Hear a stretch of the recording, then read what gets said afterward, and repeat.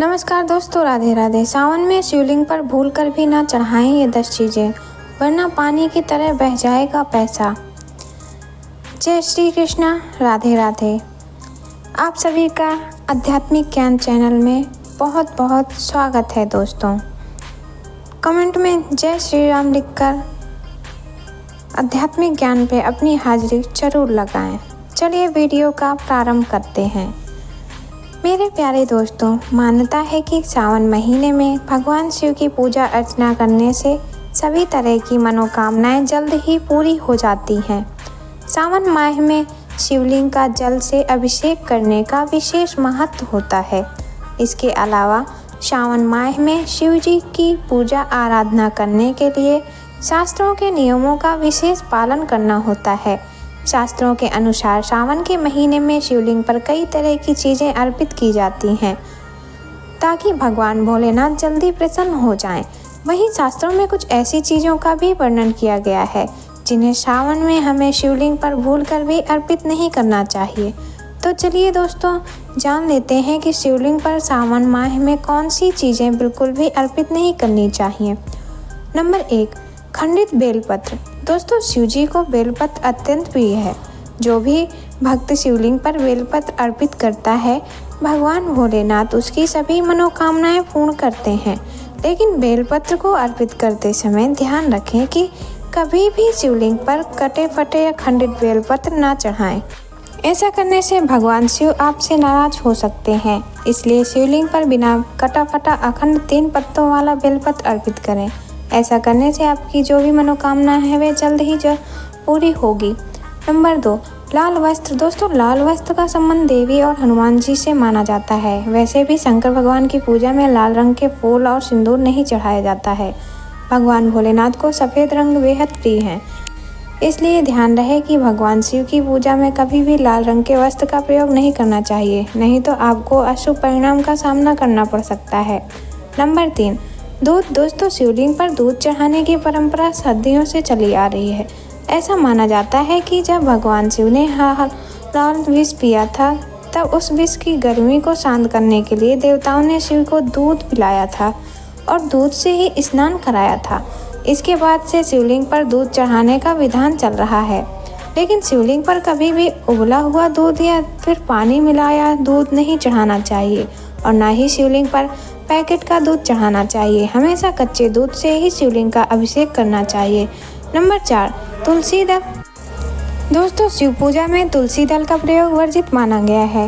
पौराणिक मान्यता के अनुसार भगवान शिव ने तुलसी के पत्ती असुर जलंधर का वध किया था।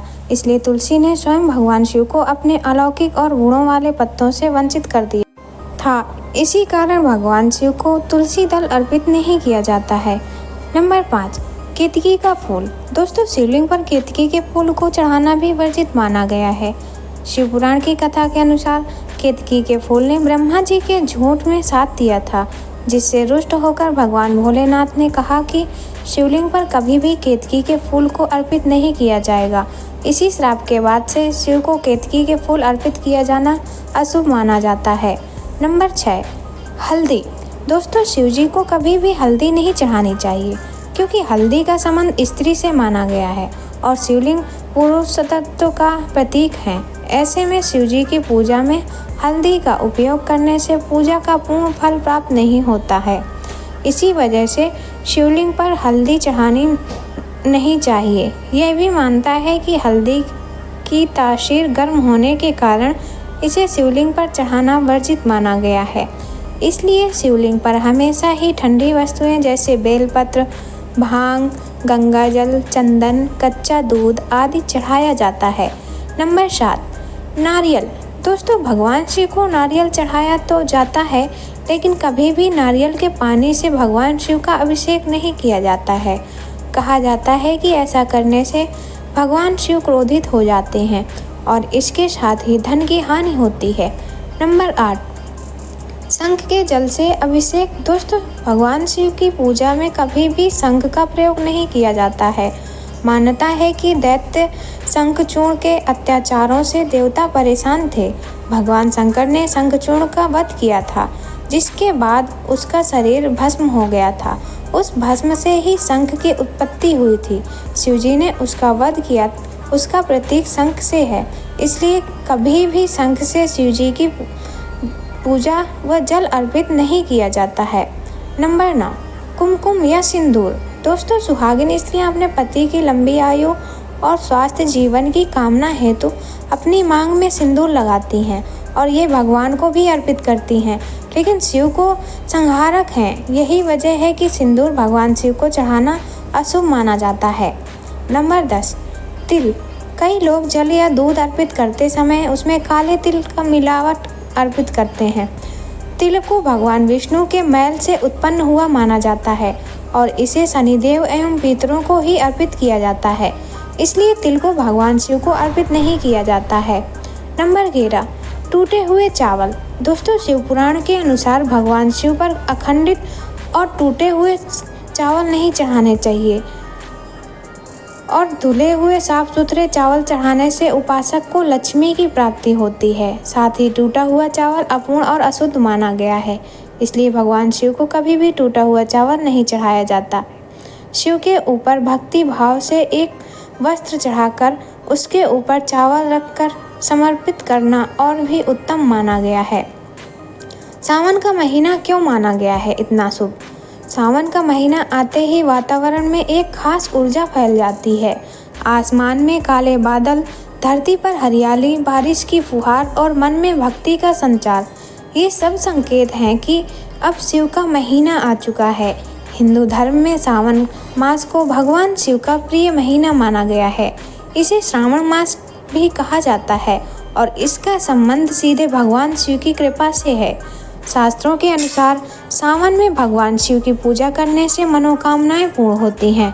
मान्यता है कि माता पार्वती ने इसी मास में शिव को पाने के लिए घोर तप किया था और अंत में शिव को पति के रूप में प्राप्त कर चुकी थी।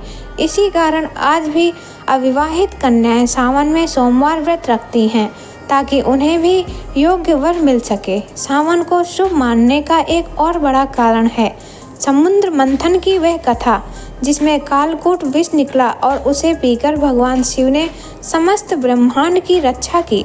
शिव ने उस विष को अपने कंठ में रोक लिया और उनका कंठ नीला हो गया। इसी कारण उन्हें नीलकंठ कहा जाता है। ये घटना भी सावन माह में ही घटी थी, इसलिए यह महीना शिव की करुणा और त्याग का प्रतीक बन गया। इस मास के प्रत्येक सोमवार को अत्यंत पवित्र माना गया है। श्रावण सोमवार का व्रत करने वाले व्यक्ति को सुख, शांति, स्वास्थ्य, समृद्धि की प्राप्ति होती है। भक्ति शिवलिंग पर गंगा जल, दूध, दही, शहद, घी और जल से अभिषेक करते हैं, बेलपत्र अर्पित करते हैं और महामृत्युंजय मंत्र का जाप करते हैं। ये सब शिव को प्रसन्न करने के लिए किया जाता है। सावन में केवल भक्ति ही नहीं बल्कि प्रकृति भी विशेष रूप से हमारे साथ होती है। चारों तरफ हरियाली, नदियों का कलकल बहता जल और शुद्ध वातावरण, यह सब मन और आत्मा को भी शुद्ध करता है। ऋषि मुनियों ने सावन को ध्यान और तपस्या के लिए सर्वोत्तम माना है। इस समय साधना करने से आत्मिक उन्नति होती है। महिलाओं के लिए भी सावन विशेष होता है। इस मास में हरियाली, तीज, नाग पंचमी और रक्षाबंधन जैसे पर्व आते हैं। महिलाएं श्रृंगार करती हैं, मेहंदी लगाती हैं और झूला झूलती हैं। ये महीना नारी सौंदर्य, आस्था और पारिवारिक सुख का प्रतीक बन गया। सावन में दान और सेवा का भी विशेष महत्व है। शिव मंदिर में जल चढ़ाना, गाय को चारा देना, गरीबों को अन्न और वस्त्र दान करना, ये सब पुण्य के कार्य हैं। कहा जाता है कि सावन में किया गया एक छोटा सा भी पुण्य कई गुना फल देता है। मुख्य बात है, सावन की शुरुआत शुक्रवार 11 जुलाई 2025 से शुरू हो रही। सावन के व्रत की तिथियां 2025। पहला सोमवार 14 जुलाई को पड़ने वाला है। दूसरा सोमवार 21 जुलाई को पड़ेगा। तीसरा सोमवार 28 जुलाई को पड़ेगा और चौथा सोमवार 4 अगस्त। ये महीना सिर्फ पूजा पाठ या व्रत रखने का समय नहीं है, बल्कि ये आत्मा को परमात्मा से जोड़ने का महीना है। सावन में हमें यह याद दिलाता है कि भक्ति, प्रेम और सेवा से ही जीवन का कल्याण संभव है। इसलिए इस पावन अवसर पर शिव की उपासना करें, मन को शांत करें और जीवन को सकारात्मक दिशा दें। सावन में हर ओम नमः शिवाय मंत्र शिव तक पहुंचता है। हर बेलपत्र शिव को प्रिय होता है और हर श्रद्धा से किया गया कार्य फलदायी बन जाता है। इस महीने में शिव का नाम लेने से पाप कटते हैं और पुण्य के रास्ते खुलते हैं। इसलिए सावन को केवल एक ऋतु न समझें, यह एक आध्यात्मिक उत्सव है, तन मन और आत्मा की शुद्धि का पर्व है। शिव को समर्पित यह महीना हमारे अंदर शक्ति, धैर्य और भक्ति जगाता है। हिंदू पंचांग के अनुसार सावन का महीना 2025 में 13 जुलाई से शुरू होकर 9 अगस्त तक चलेगा। यह अवधि श्रावण कृष्ण पक्ष की प्रतिपदा तिथि से लेकर सावन शुक्ल पक्ष की पूर्णिमा तक मानी जाती है। इस पूरे एक महीने को भगवान शिव की भक्ति का सबसे उत्तम समय माना जाता है। तो दोस्तों, कैसी लगी आज की ये जानकारी? अगर वीडियो पसंद आई हो तो वीडियो को लाइक और हमारे चैनल को सब्सक्राइब करना ना भूलें और कमेंट बॉक्स में हर हर महादेव जरूर लिखें। धन्यवाद।